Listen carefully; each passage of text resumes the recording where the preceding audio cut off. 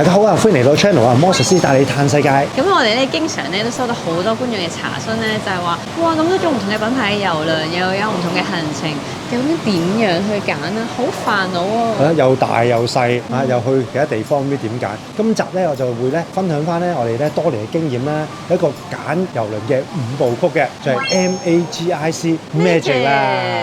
點解用 magic 呢個字咧？好似魔法咁樣啦，更加容易咧掌握點樣去揀啦，同埋咧令到你旅程咧可以加分，或者更加適合你嘅。希望幫到大家啦，因為世界上咧冇最好嘅郵輪嘅，只有最適合你嘅，所以咧大家要做下功課，因應翻你自己嘅需要去揀咧，咁就啱晒㗎啦。首先講第一個字先 ，M for money 啦。就係錢啦，去旅行一講錢都冇錢，你咩都唔使講啦。咁錢方面咧，咁啊其實呢要釐定咧你自己有幾多 budget嘅，因為每一隻船都唔同嘅，有貴有平，有啲大眾化平啲嘅，有啲係奢華嘅，有啲極度奢華極地嘅都仲有嘅。咁喺行程方面咧，咁你點樣釐定嘅？有啲咩錢要使咧？首先咧就要有船飛啦，有船上咧有好多咩服務費啊、稅啊啲咁樣咧。碼頭上你咪考緊我，咁跟住咧仲有我哋如果喺香港上船落船，即係原居地去上船落船咧就唔需要嘅，但係如果咧你好似我哋咁去 fly cruise，即係飛去第二個地方上船咧，有機票啦、酒店啦，咁嗰啲都係錢嚟嘅喎。係啊，咁仲有咩咧？船上小費啦，大家唔好唔記得每人每日去計嘅喎。係啦，而家基本上都起碼18蚊美金一日㗎啦，有啲甚至乎20蚊添啊。所以咧呢一方面嘅錢咧，你一定要記住啦。咁仲有咧匯率啦，因為可能日本而家 yen 突然間跌咗嘅，咁你可能慳翻啲啦。但係如果突然間升翻咧，咁又貴咗㗎咯喎。咁啊仲有保險啦，即係唔好，仲有保險啦，你要記得喎，買郵輪保險係唔同嘅喎。係啊，大家要買旅遊保險啦。咁旅遊裡面咧，其實有一個咧係交個郵輪嘅選項，嗰啲好重要。如果大家有興趣嘅話，我哋再揾個集數去講下呢個關於旅遊保險嘅嘢嘅。仲有咧，郵輪上面咧有啲額外費用咧，你係冇計算到落去喎。到時咧使大咗一筆咧，翻嚟又要找卡數㗎啦。咁呢啲係咩咧？首先第一個咧就係呢個收費餐廳啦。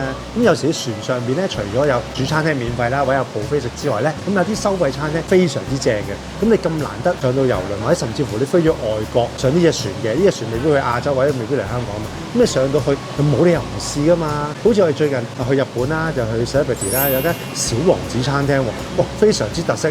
咁啊想收成55蚊美金嘅，咁但係你又冇理由唔食嘅喎。咁因為我哋食咗之後，哇，我係冇後悔到嘅。咁所以呢一啲收費咧，你係記得要計算落去啦。咁啊早啲做定功課，船上未有咩收費餐廳咧，值得你去試嘅。仲有你食飯咁當然會飲下嘢㗎啦。飲酒啦，咁如果你買 drinking package 嘅任飲嘅，咁當然係開心啦。但係個費用咧就非常之高㗎啦。咁可能咧有啲人啊，咁我都唔係飲太多嘅，不如我散叫啦。所以點預定咧一定嘅費用嘅，因為船上邊咧嘅酒咧係會貴少少嘅。譬如一支紅酒咁，可能都要40-50蚊美金一支嘅。睇下你咩船咯，同埋通常會加可能20% 嘅 tax 咁樣。所以咧呢方面嘅費用咧，你都要計算啦。咁仲有咧，可能船上面有啲雪糕喎。啲 gelato 喂又要收費嘅喎，係咪？咖啡咁樣。係啦，或者船上面有啲其他嘅活動咧，佢可能都會收費啦。咁你可能你都要俾錢啦。仲有啦，就係每一個岸咧，你都可以落地噶嘛。做 excursion。係啦，岸上觀光團咧，亦都係要計算㗎，因為閒閒地都100蚊美金起跳㗎。通常都係。至200蚊不等㗎。咁睇下你去邊度啦。除非你係跟團咯，跟咗團咁呢啲就全部都包晒啦。咁如果你自由行嘅話咧，咁你可能自己落地玩嘅時候咧，嗰啲 travel 嘅 expense 啦，又或者係你要報呢啲岸上觀光團嘅 expense，呢種種嘅費用咧要加埋一齊嘅。如果唔係咧，點解翻嚟好似一個 double 嘅？點解？因為你冇將所有費用計落去，你只係計咗咧最平個房費嘅啫。因為你見到咧好多郵輪公司啦、旅行社咧，佢標個價出嚟咧，都淨係個房最平嗰個價錢嘅啫。所以你唔好諗住，咦3000幾抵喎咁樣，點解埋單？點解成萬蚊嘅？就唔知發生咩事，咁就失咗預算啦。咁喺呢一度咧就講翻，咁點解大家會平時咧見到旅行團係會貴啲啦？就係因為旅行團已經 cover 咗頭先講嘅某一啲 charge， 即係可能佢特登包咗你岸上嘅一啲食飯錢啊，又或者酒店啊、住宿啊、機票啊嗰啲咁樣啦。咁仲要係有時會送埋個，唔係送嘅，係通常都會包埋岸上觀光㗎嘛。岸上觀光通常都包嘅。係啊，你又唔使自己再俾錢去玩呢個船上嘅旅行團咯。你要問清楚啦，可能有時會送埋收費餐廳、飲品套餐，或者仲有 WiFi 都唔定喎。WiFi 都係一筆好貴嘅費用嚟㗎嚇。差唔多1000幾2000蚊咁樣嘅。係啊，如果喺外地係嘅，唔係香港上船嗰啲啊，喺外地係好貴嘅 WiFi。所以平時其實我哋成日上嗰隻咧都好平。香港上船落船嗰隻係平。平啊！就算收費餐廳都平。咁啊，所以唔好用呢個價錢去計啊。關於錢咧，另外一個好緊要咧，就係你住咩房間啦。有內艙啦、海景啦、露台啦，甚至乎套房嘅，咁所有價錢咧都不一樣嘅，所以咧你要計清咗條數啦。咁如果想最慳錢咧，就可能會揀呢個內艙房啦。咁但係好多人就唔好慣，甚至乎4個人拼埋一齊會再平啲。4人分嗰個團費會平啲嘅。係因為有時第3、第4會免船費啦，咁我哋除翻就會平啲。不過咧，如果你即係4個大人咧，我就真係唔好建議4個人逼埋一間房嘅。2個大人帶個小朋友咧都還可以。真係好逼㗎！真係好逼。不過你哋就應翻自己嘅需要啦，去選擇啦。係啦，當然啦，有錢嘅你可能都係揀套房嘅。第2個英文字母 A 啦 ，A 係咩咧 ？Area 就係地區啦。每個地區咧嘅時間性咧都會不一樣㗎。你唔好諗住，哇！我9月我去澳洲咁得唔得咧？咁樣，因為佢未熱，會凍死你嘅。即係每一個地方都有佢哋獨特去玩嘅最佳時間嘅，咁你要 check 翻咯。例如啦，地中海咧就係5月至到11月咧係最好嘅時間嚟㗎啦，7、8月係最正添啦。咁但係撞啱暑假喎，咁嘅費用就會高啲啦。人又會多啲啦。另外日本啦，咁啊你睇櫻花同埋紅葉咧又唔同月份㗎喎。不過我個人咧最中意咧就係夏天，即係嗰個國家嘅夏天時間去嘅，因為可以曬太陽啦。如果唔係咧，成日夾板咧吹到你咧個鼻哥窿咧都凍埋咧，咁就唔係太好啦。除咗阿拉斯加，阿拉斯加因為睇冰咧，咁又唔同啦。最去凍啲啦。咁譬如你巴西嘅，咁可能要揀咧1、2月啦，因為點解有巴西嘉年華睇啊嘛。就翻直情係 exactly 佢哋舉辦嘅季節先啦。睇翻每個國家咧唔同嘅月份咧，揀選唔同嘅郵輪啦。咁啊，另外咧就仲有呢個地緣政治啦。譬如最近邊度某啲地方打緊仗嘅，咁有啲船咧都會海盜而行嘅，咁你就唔好夾硬報嗰啲團啦。咁分鐘咧佢又會取消喎，咁打亂你嘅陣腳咧仲唔好啦。同埋亦都有一個危險性啦，始終去旅行都係想安全嘅，揀啲你可以玩得開心嘅地方就最好啦。另外一個咧就係簽證問題啦，我唔知你喺而家身處邊個國家啦，因為有台灣朋友、有澳洲朋友、有加拿大朋友睇㗎嘛。有啲地方咧就要簽證嘅問題喎，其實你身處台灣啊、美國啊、加拿大啊、澳洲啊都唔同㗎嘛。咁啊香港就方便啲嘅，因為好多地方咧都係免簽證嘅。可能你去美國啊，或者去越南啊，其實都係要簽證㗎嘛。係啊，咁所以你要 check 清楚。簽證問題都好複雜嘅。好啦，香港其中有一隻船咧喺香上船咧，我哋去越南啦，佢可以俾錢咧，佢幫你搞埋簽證咧，咁就會好好多啦。但係而家冇咗呢個行程嘅暫時。要4月先至有，但4月都唔知翻唔翻嚟啦。好，大家就要睇一睇你去嘅路線裡面有冇一啲涉及咗要一啲簽證，或者係你嘅國家咧冇咁容易去到嘅地方。你去日本嘅，會經韓國喎，韓國使唔使攞簽證咧？咁你要清楚啦，唔好淨係睇我日本上船落船，日本唔使簽證，高啦咁樣，去到咦原來去咗韓國，韓國我要簽證喎，大鑊我冇簽證，咁點算啊？咁你可能落唔到船啦，或者甚至乎唔俾你上船都得㗎。係有機會㗎。如果你自由行咧，你真係要睇清楚啦。如果你參加旅行社就好啲啦，旅行社通常咧都會幫你搞埋嘅。第3個就係 G 啦，G 咧就係 guest 啦。咁呢個咧其實我覺得都幾重要嘅，就係咩咧？客人啊 guest 係。咁客人除咗船嘅客人之外咧，最重要就係你身邊嗰位啦，同你一齊去嗰位啦。大家如果有去過旅行都知啦，如果撞啱啲朋友咧同你唔啱嘅，都幾辛苦嘅。同頻嘅朋友啊，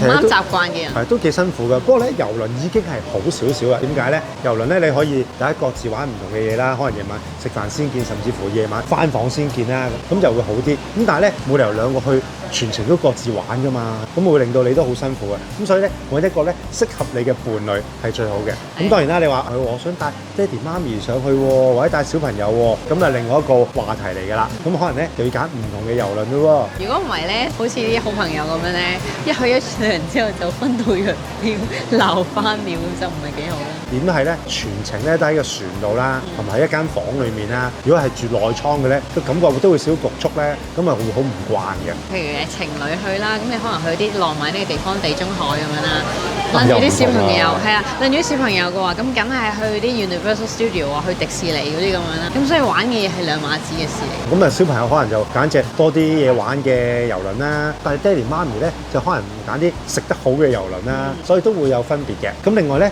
就客人啦。你去歐洲咧，見到啲外國人咧，佢感覺上咧就會 free 啲同埋 relax 啲嘅。點都係佢哋玩開郵輪，佢好識郵輪嗰個規則啊、禮儀啊，同埋咧佢哋非常之 nice 嘅。仲有一樣嘢，大家可以想像一個畫面啊。當我哋去呢個西班牙嘅時候咧，你身邊咧同你一齊浸澤嗰時嘅，都係一啲 bikini girl 或者六嚿腹肌嗰啲好靚仔咁咯。咁某啲地區咧，可能咧啲人就食得豐富啲，就會好壯嘅，就好大隻咁樣。本來可以坐5個，點解只可以坐3個啫？即係其實個畫面係有少少唔同嘅。按翻你嘅需要，因為好多人又冇乜介意咁，可能你中意日本嘅禮儀，咪走去日本看先咯。呢個可以少分享啦。我因為上次咧去過日本咧，兩隻真係唔同風格嘅喎。公主咧好多日本人上嘅，好多亞洲人，咁啊都講日本禮儀都好開心嘅。咁但係咧，我上 Celebrity 咧，全部都外國人嚟嘅喎，有80%都係外國人嚟嘅。我感覺咧好似咦，突然間去咗歐洲咁樣咧，但係我係去日本嘅喎，所以感覺唔同，咁你要揀啊。係佢哋會由加拿大啊或者其他地區咧飛嚟上船咁樣。啲華僑咧，係啊，華僑飛翻嚟上船。跟住去到 I 啦 ，I 係 for icon 就品牌啦。咁你知啦，好多唔同嘅品牌啊嘛，有 Costa 啦，有 Princess 啦，有 Celebrity 啦，有 Royal 啦，名勝啦，Silver 啦 ，Oceania 啦，好多唔同嘅品牌。哇，咁多個品牌，我點揀啊？係啦，除咗錢之外，仲有啲咩要揀呢？就係揀個品牌個定位嘅。咁有啲郵輪咧就好入門版、好初階嘅，適合啲新手去玩嘅，好容易摸索嘅。咁另外一啲咧就好走大眾化路線嘅。哇！你一家大細上去咧都搞得掂嘅，好多設施嘅，好開心，好多嘢玩啊，好多人啊，同埋好多小朋友嘅。咁另外一啲咧就適合啲好慢活啦，享受人生啦，唔太急嘅，食得好好地嘅咁樣。另外一隻咧就真係好奢華啦，或者好有錢嘅朋友，好似你哋咁啦，即係好似住6星級酒店咁樣。係啦，差唔多係酒店嘅等級啦，甚至乎咧你可以用搭飛機啦。有啲係 econ 啦、premium econ 啦、商務啦、頭等啦，甚至乎有啲係咩坐私人飛機啦，係咪先？睇下你想坐邊一隻啦。例如啦最熟悉啦，我哋自己入門版可能名勝啦、Costa 啦，大眾化多啲設施嘅。咁大家知道 Royal 啦，甚至乎而家最近嘅 MSC 啦，或者係挪威郵輪啦，都會好多設施俾你玩嘅。挪威郵輪好似話佢係奢華嘅。係咩？佢係奢華嘅咩？佢有奢華嘅品牌嘅，MSC 都最近有新嘅品牌係走奢華路線嘅。所以都係 general 俾大家一小概念嘅啫嚇。咁譬如食得好啲，可能 Oceania 啦，再要貴啲嘅，我係富豪嚟嘅，我要坐頭等嘅，咁可能你銀海啦、Silver 啦、Crystal 啦呢啲咧，都可能係俾你選擇嘅。仲有 Celebrity 同埋 Princess 嗰啲咧，咁都係一啲比較慢活少少啦，想食得好啲嘅，想享受少少或者冇咁多人。同埋咧，每一個品牌咧都有唔同 size 嘅，通常7萬噸至12萬噸咧就屬於中型郵輪啦，12萬噸以上咧就已經係大型嘅郵輪㗎啦。細嘅郵輪有咩好咧？就係咧可以去啲特別啲嘅港口嘅，因為唔係個碼頭咧都可以泊啲 Royal 嗰啲20幾萬噸嗰啲咧，佢泊唔到埋去㗎嘛。所以咧啲細嘅郵輪咧有佢嘅着數喺度嘅。可以去啲小區小鎮咁樣。雖然船上面冇咁多設施啊，咁但係咧落船都快啲嘅。通常呢啲細啲嘅船咧，食物嘅質素會好好多。我都同意。同埋唔係幾細搶爭啊咁樣，可能佢分佈會比較充裕啲。咁同埋咧睇下佢啲係新船啦，同埋舊船啊。舊船咧就睇下佢有冇翻新啦。譬如如果最近我哋坐一隻咧20年船啊，但係重新翻新過咧，都感覺上咧我真係唔好覺喎，好似4、5年船咁樣。所以就睇下佢有冇翻新過啦。呢啲你都要留意下嘅。睇下佢出新日期嘅，有冇入去廠大修過嘅。中意玩新嘢咧，咁你可以坐新嘅船啦，咁啊乜嘢都新㗎啦。但係咧新嘅郵輪咧都講咗少少啦，我就唔係咁中意咧坐第一水嘅，除非第一水平嘅啫。係啦，唔會嘅一定。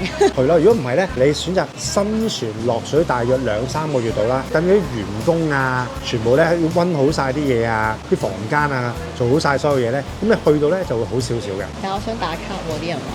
打卡就冇辦法啦！哇，我要坐新船，第一手哇去試下隻船有啲咩好咩唔好嘅，咁你就坐新船啦。Icon of the Seas係到而家有排都未有位喎。新船唔好嘅咧就係咧，佢好多設施咧可能都仲未搞掂啦。最近有一隻唔講咩品牌啦，新船咧連個 filter 都好似未搞掂，佢就開船啦。真係新船，你連表演都冇得睇，體驗就會爭啲咯。真係新船，係算啦，知就知啦。好，最後一個啦，第 C 啦 ，C for Cuisine。即係美食啦，又或者係 character，係你自己嘅性格。講美食啊，好似頭先講啦，唔同嘅品牌嘅美食咧都不一樣㗎。即係試過咧，嗰啲奢華郵輪咧，每一餐嗰啲豐富嘅美食咧，簡直覺得係置身於頭等艙。Day lobster 又有魚子醬，哇！有生蠔啦，龍蝦又任食啦。咁另外一啲品牌就會簡單啲咧，食得飽嘅。咁但係你就唔好要求太高啦。龍蝦都會有嘅，咁可能會收費啦。或者可能成個旅程要一餐咁。有啲人咧就中意包埋收費餐廳啦，甚至乎酒水嘅。咁呢個咧就係奢華郵輪俾到你嘅嘢啦。嗰啲船通常咧，你可以夜晚飲2杯都唔使錢嘅，好開心。最近我哋去過邊一隻啊？Crystal 啦，包晒所有收費餐廳啦，包晒所有嘢飲。佢冇嗰個叫冇收費餐廳，叫specialty dining 啊，即係特色餐廳，即係你可以食主餐廳或者其他特色嘅選擇，即係食下壽司啊，食下意大利嘢啊咁樣都得。不過通常嗰啲都係包你一餐嘅啫，即係每間餐咧你只可以去一次嘅啫。咁另外佢又包晒你酒水啦，甚至乎咧房間咧，哇都包晒酒水。個 mini bar 個 butler 咧仲問我，呢支酒咧，如果你唔啱，你話我聽，我攞支啱你心水嘅，真係非常之開心。可以帶走添。係，仲要咧落船嘅時候咧，你仲可以拎得到咧，你拎埋 mini bar 啲酒落船都仲得嘅。所以係有啲唔同嘅，但係有啲船咧，直情係你食嘢都唔可以帶嚟個船。咁另外咧就係 character 啊嘛，頭先講性格係講緊邊個嘅性格咧？係自己嘅性格啦。如果你中意靜嘅，咁你揀啲靜嘅船，冇乜活動嘅，可以喺甲板度攤下。例如邊啲Oceania 啦、Silver Sea 啦。冇活動嘅 sorry，佢係個活動係比較靜態。靜態啲嘅係啦，靜態啲唔係冇活動啊。譬如佢會拉下小提琴啦，有啲人唱下 vocal，即係唱下歌好靚聲咁樣嘅。睇下藝術品啦，咁樣咯。係啦 ，Crystal 啊、銀海啊嗰啲都會係咁樣嘅。你哋話唔係喎，我中意啲百老匯歌劇啊、魔術 show 啊、跳水表演啊、溜冰表演啊咁樣，咁啊 Royal 啊、MSC 啊嗰啲就唔啱你啊。哇，有賽車啦、攝拉啦、攀石場啦，咁嗰啲就啱嗰啲好中意凍嘅朋友啦。哇，晚晚都 party， poolside party 又有，上面 party 又有，哇乜鬼嘢 party 都有嘅，周圍都係活動，我哋可以選擇嗰一啲嘅遊輪啦。但係人多咁就當然係可能排隊嘅時間又會長少少啊，又或者即係會一齊湧去同一個設施嘅。嗱，譬如有 Royal 啦，如果你有睇我條片，你都知啊，有少少攻略，咁你自己睇翻啦。點樣先可以玩晒啲設施？咁都係嗰句咧，一分錢一分貨嘅。就算去 Royal 嘅，喂，你住套房都得㗎，套房都可以靜㗎。當然啦，錢嗰方面咧，有啲可能要俾多少少啦。咁以上咧就係我哋揀呢個船嘅5部曲啦 ，MAGIC Magic 啦。咁大家咧揀船之前咧就記得諗一諗呢5部曲，咁先至去選擇最適合你嘅遊輪啦。希望可以幫到大家啦。如果大家有咩問題咧，就喺下邊留言問我哋啦。咁我哋盡我哋嘅能力去答大家嘅。咁我哋下集再見啦！記得訂閱、讚好同埋分享俾中意玩遊輪同埋準備玩遊輪嘅朋友啦。拜拜。